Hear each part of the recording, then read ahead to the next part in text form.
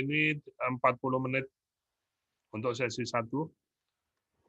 Saya akan menjelaskan materi terakhir. Materi ini merupakan gabungan dari berbagai materi sebelumnya ya. Semoga Anda masih ingat, karena di sini nanti kita akan menggunakan semua teori kepribadian, komunikasi, teori soft skill, teori window, teknik komunikasi efektif, semuanya akan dipakai pada saat kita konseling ya. Konseling adalah sebuah istilah dari sebuah kegiatan yang dilakukan. Kalau sedang melakukan konseling, maka Anda menjadi seorang konselor. Untuk Anda bisa menjadi seorang konselor, maka Anda harus bisa menggunakan diri Anda sebagai bagian dari subjek yang akan digunakan untuk menterapi klien.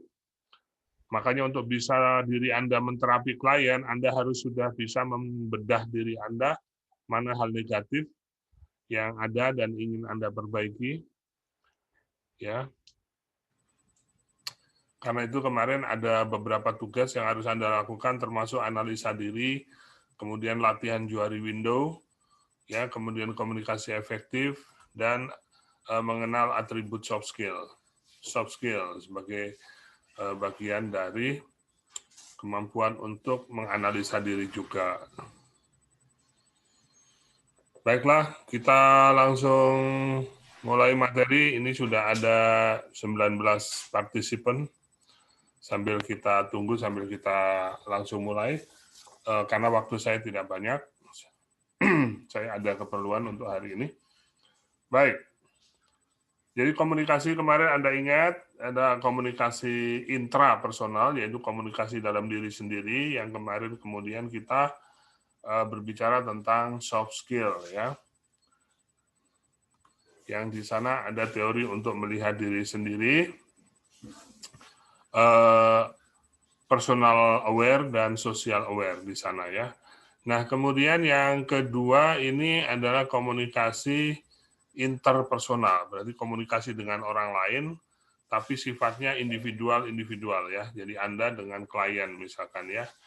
Nah, istilah lain itu yang sering dipakai dalam bahasa psikologi namanya konseling. Konseling antara konselor dengan orang yang memiliki permasalahan ya.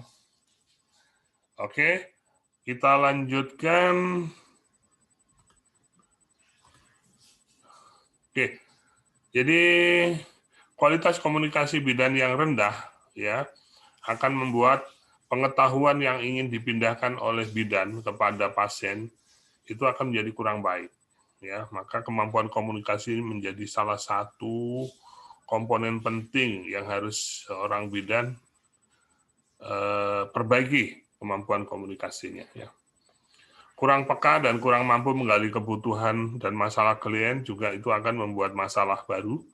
Ya, jadi kita tidak bisa melakukan terapi manakala masalahnya tidak ketemu, masalahnya tidak bisa digali. Kebutuhannya, pasien ini sebenarnya butuhnya apa sih? Dari tadi ngomong muter, itu bukan pasiennya yang muter, tapi Anda sebagai bidan yang gagal untuk mengarahkan pada tujuan utama klien bertemu Anda. Ya, jadi jangan salahkan pasiennya. Anda yang perlu disalahkan kalau kejadiannya nanti seperti itu. Ya, makanya bidannya harus pintar, cerdas, ya. Tidak tanggap terhadap perasaan klien, ini juga akan sering jadi masalah, kemudian konflik antara bidan dan pasien, ya. Pasiennya lagi butuh untuk dibantu, ditolong, diperhatikan, bidannya nggak paham. Akhirnya apa? Akhirnya timbul miskomunikasi. Yang bermain adalah persepsi, masing-masing menganggap sombong, masing-masing menganggap jutek, ya. Akhirnya tidak puas antara bidan dan klien, tidak puas. Selain tidak puas, kemudian kredibilitas bidan menjadi diragukan di publik. Ya. Anda kan nggak mau sebagai seorang bidan kemudian kredibilitas Anda diragukan. Oh, si bidan ini kayaknya kurang pinter, kan nggak mau kan? Padahal Anda sebenarnya pinter, cuman tidak bisa menyampaikan aja maksud dan tujuan Anda. Nah, itu penting ya. Oke. Jadi semua masalah itu akan bisa diselesaikan kalau pasiennya bisa digali dengan dalam, informasinya, bidannya juga mampu memberikan terapi pada kliennya. Salah satu alat terapi yang digunakan oleh bidan adalah dirinya sendiri. Untuk bisa menjadikan diri kamu adalah terapi buat orang lain, maka diri kamu itu harus sudah diperbaiki. Ya. Setuju ya? Setuju, Pak. Setuju ya. Nah, ya, sip. Berikutnya adalah apa itu konseling? Ya, menurut Depkes RI tahun 2000, proses komunikasi antara seorang konselor dengan orang lain ya. Jadi konseling itu harus ada melibatkan seorang konselor. Nah, biasanya urusan konseling ini dengan psikolog ya. Tapi khusus untuk membahas masalah intern kewanitaan. Nah, psikolognya kan tidak paham ilmu kebidanan, ilmu KB, ilmu NIPAS kan. Konselornya kalau dia psikolog kan nggak bisa, makanya itu diserahkan kepada bidan untuk menjadi seorang konselor. Ya. Proses pemberian bantuan seseorang pada orang lain dalam membuat satu keputusan atau memecahkan masalah. Tuh, jadi fokus dari konseling adalah satu, ya, memberi bantuan. Jadi jangan sok-sok kamu yang mengambil keputusan, ya. Sebagai seorang konselor, kamu tuh membantu aja, yang membuat keputusan nanti orang itu sendiri. Berbeda terbalik 180 derajat dengan pendidikan kesehatan. Kalau pendidikan kesehatan kamu yang menentukan. Hari ini saya kasih kamu pendidikan kesehatan penyuluhan tentang demam berdarah, ya, tujuannya bla bla bla bla, kamu yang menentukan tujuan. Tapi kalau seseorang datang sendiri mau ngobrol tentang KB, itu nanti keputusannya akan diputuskan sendiri oleh pasiennya, bukan kamu. Ya, ingat baik-baik itu. Karena di sini gagalnya seorang bidan biasanya di sini, tidak tahu bedanya antara konseling dengan pendidikan kesehatan atau penyuluhan. Dua, urusannya apa sih? Satu, membantu membuat keputusan. Dua, memecahkan masalah. Tuh. Itu tujuannya dua itu ya. Memecahkan masalah. Misalkan masalahnya apa? Bu Bidan, saya mau ngobrol dengan Bu Bidan. Oh iya, kapan? Besok. Ya, ngobrol soal apa? KB, di mana? Di klinik saya aja. Oh iya, kita berdua aja ya. Oke, Bu Bidan, ya ngobrol soal KB. Nah, nanti saat bertemu, Anda kan sudah prainteraksi dalam ilmu komunikasi kemarin ya, interaksi. Itu membuat prainteraksi, persiapan tuh materi KB, baca-baca lagi ya. Nah, kemudian kalau Anda belum bisa komunikasinya, Anda buat ya, fase orientasi besok saya ngomong apa, fase kerja besok saya ngomong apa, fase terminasi besok saya ngomong apa, itu ditulis. Rencana omongan besok itu ditulis. Itu untuk belajar, namanya fase hubungan terapeutik. Ya. Karena terapeutik nggak boleh salah-salah. Harus semua kata-katamu itu harus bermakna terapi. Kalau omongan sosial nggak ada masalah, hei dari mana, bla bla bla bla, itu sosial. Hasilnya adalah mempertahankan hubungan sosial ya. Yang penting tetap akrab, tetap senang, tetap nyaman. Tapi kalau terapeutik itu ada hukumnya. Hukumnya kamu nggak usah ngomong kalau tidak terapi. Diam aja daripada merusak terapi. Tuh. Ada hukumnya tulis itu ya. Makanya harus latihan, ditulis dulu. Fase orientasi, fase kerja, fase terminasi, semua ditulis. Ya, latihan. Nanti kalau sudah pinter, sudah biasa, lancar, nggak perlu ditulis lagi. Karena semua kata-kata itu, kenapa ditulis? Kamu harus memilih kata-kata yang memiliki makna terapi. Ya, contoh, hello, hai, assalamualaikum, selamat pagi. Itu kalau dianalisa itu beda maksudnya. Hello itu maksudnya apa? Assalamualaikum itu maksudnya apa? Selamat pagi maksudnya apa? Kenapa yang terapi itu salam dan selamat pagi itu disebut terapi? Karena kita memberi orientasi pada pasien bahwa itu pagi. Kemudian Assalamualaikum, kita memberikan doa pada pasien, ya, mendoakan. Kemudian pasien menjawab, harus cocok antara stimulus dan respon. Kalau yang diberikan adalah salam, yang dijawab juga salam. Nah, itu namanya terapi.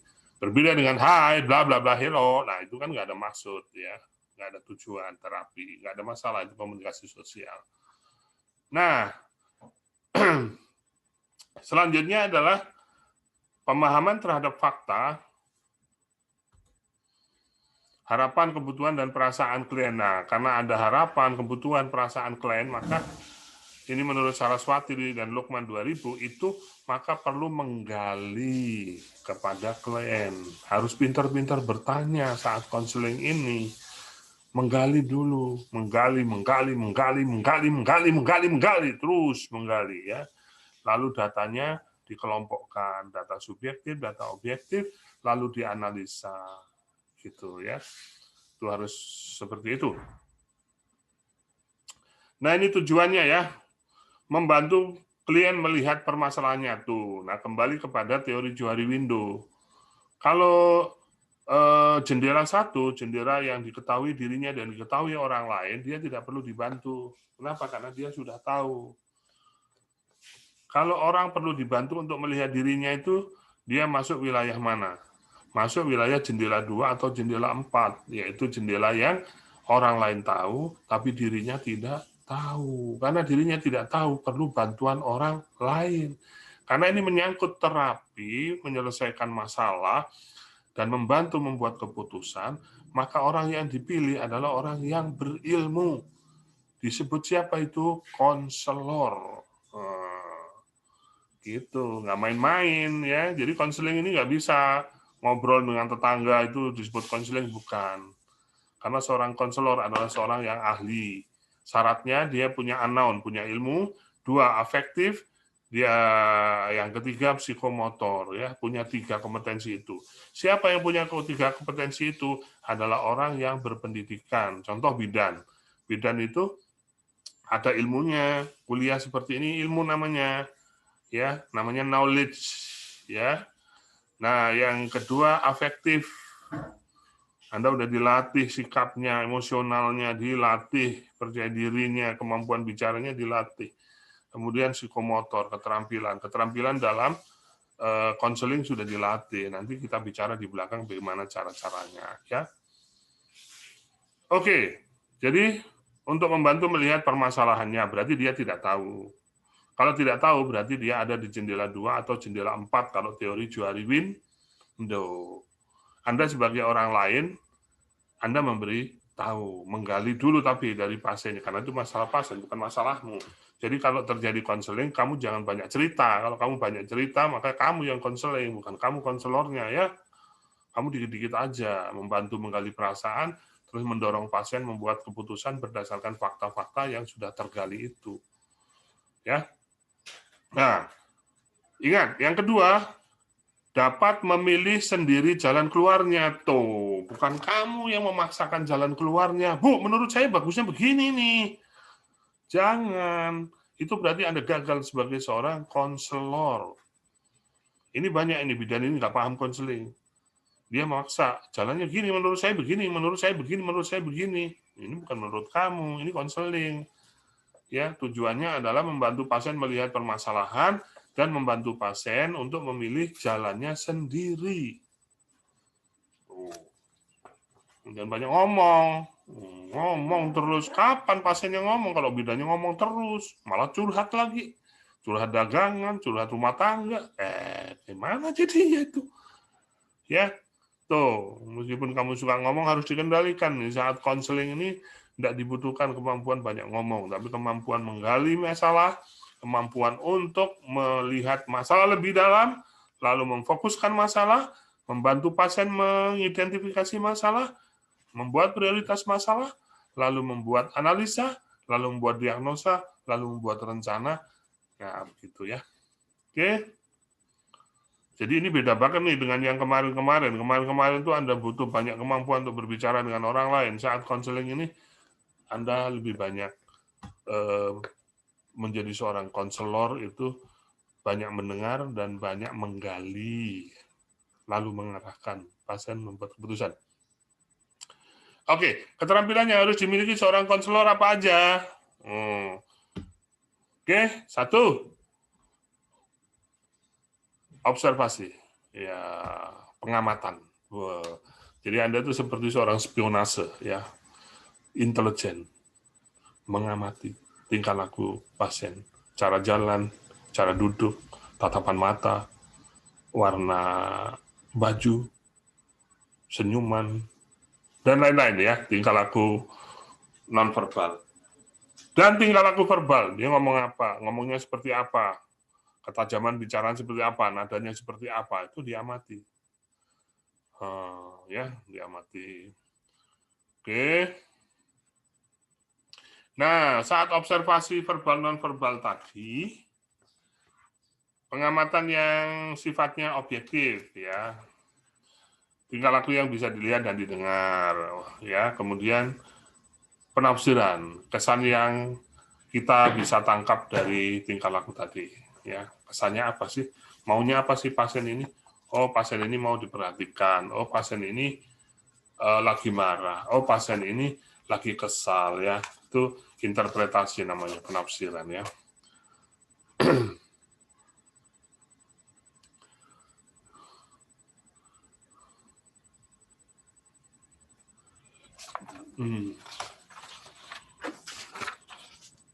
Oke, pertama tadi keterampilan membuat observasi, yang kedua adalah keterampilan mendengar secara aktif.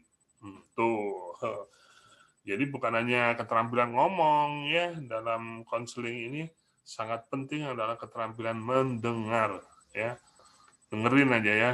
Tersiksa, kamu tersiksa juga, ya, dengerin aja.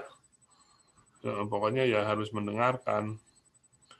Oke, gimana sih mendengarkan aktif itu? Kalau mendengarkan sampean udah paham, ya. Mendengarkan itu ya ada bunyi, kemudian ditangkap oleh sel saraf stimulus, kita belajar otak kemarin, susunan saraf tepi atau indera pendengaran yang disebut dengan panca indera, lalu proses di dalam otak, lalu diterjemahkan. Itu suara hantu kah, suara setan kah, suara gluduk kah, suara beduk kah, suara azan kah. Nah, itu mendengar. Kalau ini ada kata aktif. Tuh. Oke. Mendengar aktif. 1, diam. Ya, diam. Diam, tapi maksudnya diam di sini fokus. Fokus dengan yang kita dengarkan. Ya. 2, verbal dan non-verbal diarahkan ke pusat perhatian tuh, ya. Jadi mata kita dan telinga kita itu diarahkan kepada lawan bicara, bukan berarti diam itu kemudian kita mikirin yang lain, pasien ngomong apa, kamu mikir apa, ya bukan, ya. Arahkan perhatiannya verbal dan non-verbal kita kepada pasien, tatapan mata, posisi duduk, ya, kemudian telinga, ya. Kemudian yang ketiga, mendengar aktif itu klarifikasi, ya. Kita boleh di sela-sela pasien bicara kita mengklarifikasi. Maaf Bu, Ibu tadi bilang apa? Gitu. Maaf Bu, tadi Ibu bilang Ibu suka kesal ya sama suaminya ya, gitu ya. Nah, itu namanya klarifikasi. Sesekali kita mengklarifikasi, ya. Yang keempat, memberikan umpan balik, ya. Ada pesan yang dikirim, itu berarti coding, ya kan? Oleh konselor, dalam hal ini komunikator itu sebagai konselor, kemudian komunikan Anda, pasien Anda, itu kamu kasih umpan balik. Ya, Anda refleksikan dari kata-kata, kalimat, dan perasaan klien. Ya, umpan balik, memberikan umpan balik itu ya sesuai dengan stimulusnya. Misalkan dia bilang gini, saya Bu Bidan, saya itu kesal sama suami saya. Suami saya itu jarang pulang. Ya, Anda bisa memberikan umpan balik dengan, oh iya, suami Ibu memangnya kerjanya tuh pakai sip-sipan atau tidak? Ya, pakai sip-sipan sih. Dan kalau sip malam itu loh nggak mau pulang. Ya, bener kan? Sip malam kan kerja. Masa suruh pulang? Hah? Ah, itu namanya umpan balik, ya. Kalau klarifikasi yang tadi, Kira-kira ada kata atau kalimat yang kurang Anda pahami, Anda mengklarifikasi. Kemudian verbal dan nonverbal diarahkan perhatiannya ke klien dan diam tapi fokus kepada lawan bicara. Ya, perhatikan arah pembicaraan, niatkan untuk diamnya itu supaya Anda fokus dengan kata-katanya ya. Oke, itu namanya teknik mendengar aktif. Oke, yang ketiga, yang pertama tadi adalah observasi, yang kedua adalah mendengar aktif, yang ketiga adalah terampil bertanya. Ya, terampil bertanya. Nah, karena tugas Anda adalah menggali data sedalam-dalamnya sebelum Anda membantu pasien mendorong membuat keputusan supaya nggak salah, maka untuk memperdalam tema, Anda bisa mengeluarkan pertanyaan-pertanyaan. Nah, pertanyaan ini dibagi dua, ada pertanyaan tertutup, ada pertanyaan terbuka. Pertanyaan tertutup itu sudah disiapkan jawabannya. Contohnya, jadi Ibu ya pilih KB suntik atau KB pil. Nah, itu pertanyaan tertutup. Nanti pasien yang akan membuat keputusan, ya. Jadi jangan bilang gini, sebaiknya Ibu pil aja. Menurut saya, nah itu berarti kamu yang bikin keputusan, itu salah, ya. Rata-rata bidan begitu, memaksakan diri sesuai penafsirannya, nggak boleh, ya.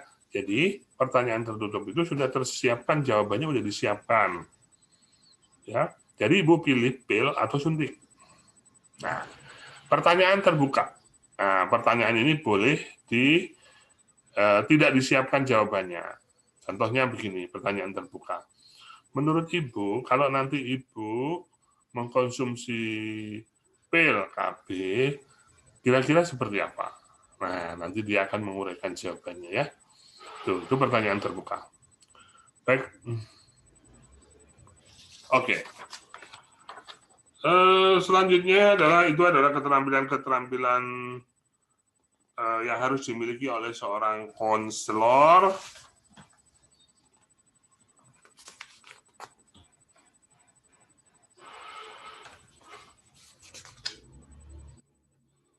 Oke. Tadi saya minta waktu ketemunya 30 sampai 40 menit ya, dan ini sudah 25 menit.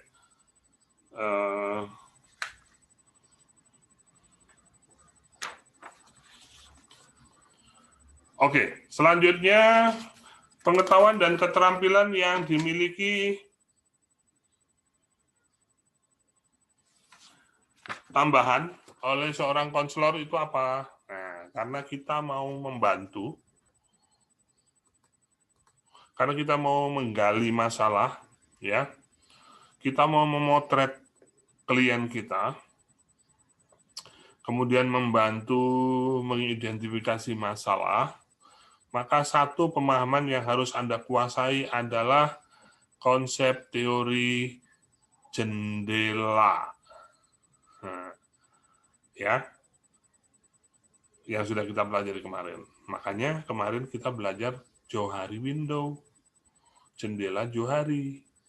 Karena untuk Anda bisa melihat orang lain, Anda menggunakan jendela-jendela yang sudah tersedia. Ya, Anda bisa lihat orang lain itu menggunakan jendela-jendela, 4 jendela itu. Yang kedua, Anda bisa melihat teorinya bahwa kenapa dia tidak tahu masalahnya sih? Kenapa dia tidak bisa mengambil keputusan? Karena tidak tahu masalahnya. Kenapa dia tidak tahu? Karena jendela dia yang melebar adalah jendela 2 atau jendela 4, di mana hanya orang lain yang tahu, tapi dirinya sendiri tidak tahu. Atau orang lain juga tidak tahu, dirinya sendiri juga tidak tahu. Untuk supaya tahu, seorang konselor membantu untuk menggali. Dan itu menggunakan pendekatan teori Johari window. Oke, Johari window kemarin sudah tugasnya sudah dikerjakan ya. Ada yang paham nggak? Ada pertanyaan nggak ya?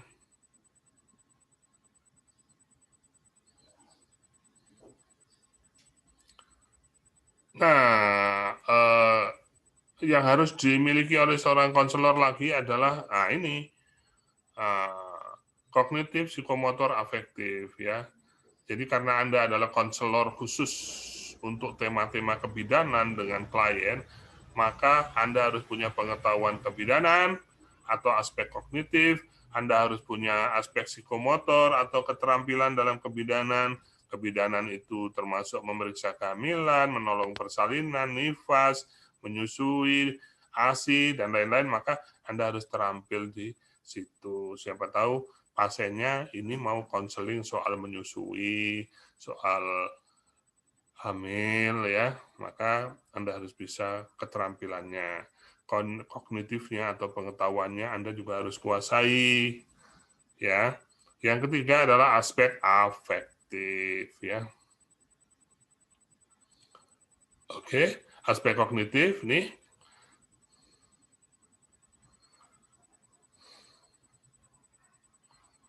Aspek psikomotor harus terampil, terutama ini ada penambahan nih ya, mengatasi situasi kritis. Nah ini ya, maka di Akbid Permata Husada Anda diberikan tambahan materi gawat darurat ya, supaya bisa mengatasi masalah kritis.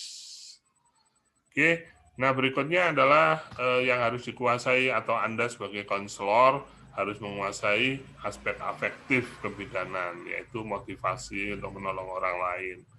Ada keinginan untuk menolong, kemudian attitude-nya baik, ya, punya empati, tulus, dan cara berpikirnya terbuka dengan pendapat orang lain, ya, sehingga apapun yang diomongkan oleh klien, Anda bisa menerimanya, Anda bisa menggunakan data-data itu untuk membuat keputusan. Nah, ini ada faktor penghambatnya. Faktor fisik, sudut pandang, faktor sosial, dan faktor bahasa. Ini ya, ini penghambatnya. Ini dari faktor individu. Ya, faktor fisik, misalkan ada kecacatan bibir, kecacatan gigi atau mulut sehingga omongannya nggak jelas. Sudut pandang, cara pandangnya berbeda ya. Satu cara pandang kesehatan yang menganggap penyakit itu adalah perubahan sistem anatomi fisiologi menjadi patologi, yang satu sisi memandang bahwa sakit itu adalah akibat dari makhluk halus atau setan. Nah, nanti akan terjadi hambatan saat terjadi konseling kalau terjadi sudut pandang seperti itu ya. Dua, faktor sosial. Sosial itu artinya juga budaya ya. Ini ada anekdot seorang dokter dan seorang suami dari pasien. Ya, ini anekdot aja, tapi ini menjadi contoh faktor sosial yang menghambat konseling. Contohnya begini, dokternya kan orang Jawa.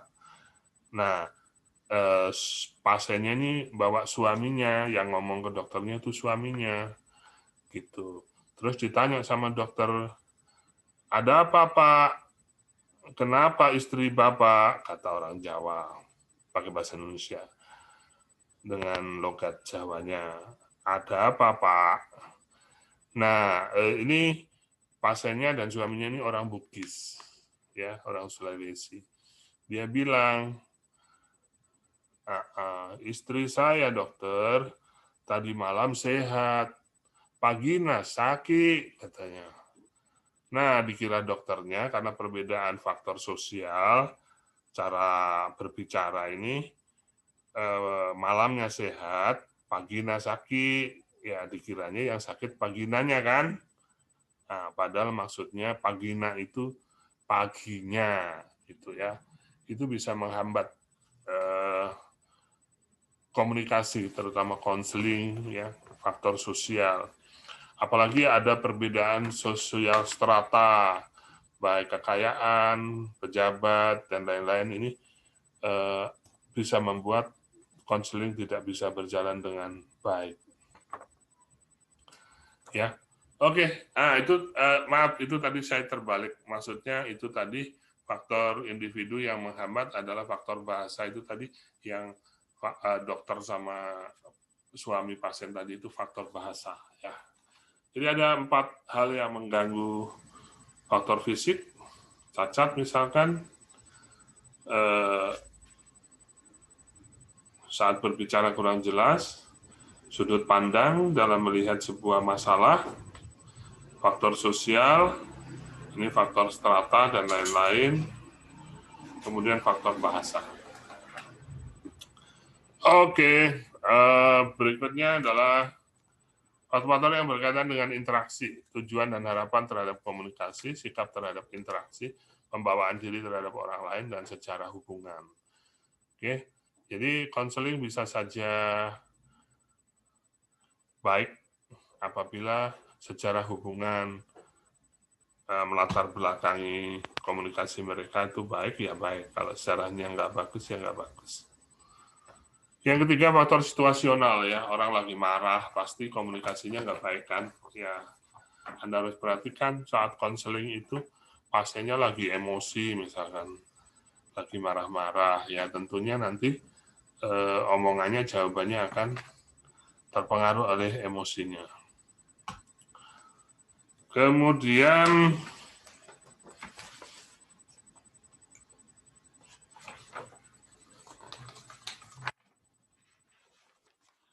kompetensi dalam melakukan percakapan. Agar efektif, suatu interaksi harus menunjukkan perilaku kompeten dari kedua belah pihak ya. Bidannya harus kompeten, menguasai ilmu tentang konseling. Begitu juga pasiennya bersedia untuk menjawab pertanyaan-pertanyaan bidannya atau konselor, maka percakapannya akan menjadi efektif ya. Kalau tidak, ya nggak efektif konselingnya. Nanti nggak menemukan pasiennya pulang, tapi belum bisa membuat keputusan. Pasiennya pulang, belum bisa membuat keputusan. Berarti apa tadi? Konselor atau bidan gagal mendorong pasiennya untuk bisa membuat keputusan. Apa masalahnya? Datanya tidak akurat. Kemampuan bidan dalam menggali perasaan, masalah, situasi, problem pasien nggak akurat, sehingga tidak bisa dianalisa oleh pasien, pasiennya gagal membuat keputusan, konseling gagal. Ya. Oke, terima kasih sampai di situ dulu, nanti kita lanjutkan di pertemuan mendatang ya. Saya ada perlu sedikit, tapi untuk teori komunikasi interpersonal atau konseling sudah saya sampaikan di siang ini. Terima kasih, mohon maaf.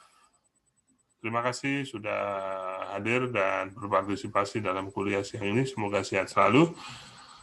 Ini ada berapa orang ya?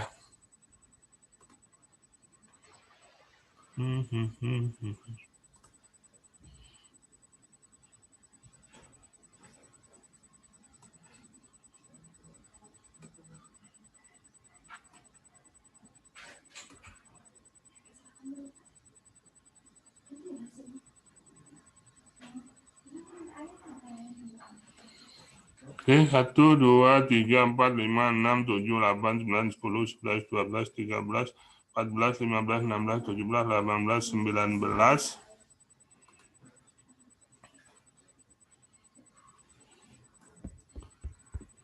Oke, ini yang partisipannya ada 22 orang ya. Ada Rizka, Olivia, Rizka, Nova, Hafsah, Aspa, Virginia, Elsa, Yurika, Siti, Anissa, Rizka, Alfiona, Lilip, Dewi Maharani, Emilia, Mutiara Nurbaya, Yuni Ramadhani, Meti Suryanti, dan Ataya. Ada yang belum saya panggil? Sudah, Pak. Sudah ya? Saya, Pak, belum. Oh, siapa? Putri Marinaskia, Pak. Putri Marinaskia. Putri Marinaskia. Putri Marina Asia. Saya juga belum, Pak. Siapa? Elza Horisman. Nia Jumana, siapa? Elza Horisman. Elsa Horisman, oke. Jadi 22 orang. Siapa lagi? Putri Marinaskia, Pak. Putri Marinaskia, ya. Yurika Oke. Prastika. Ya udah dicatat semua oleh si Pen. Diskusinya pertemuan mendatang ya. Ini materinya saya sampaikan duluan. Nanti pertemuan mendatang baru kita diskusi tentang konseling dan konselor ya. Ini bidan memang harus memiliki kemampuan konseling karena seringkali pasiennya wanita, tidak mau berbicara terus terang ya. Jadi harus perlu pendekatan dan untuk menggali fakta data masalah pasien itu sangat diperlukan kemampuan konseling, komunikasi interpersonal atau konseling ya. Terima kasih dulu siang ini. Selamat siang. Assalamualaikum. Siang Pak. Waalaikumsalam. Wabarakatuh. Makasih Pak.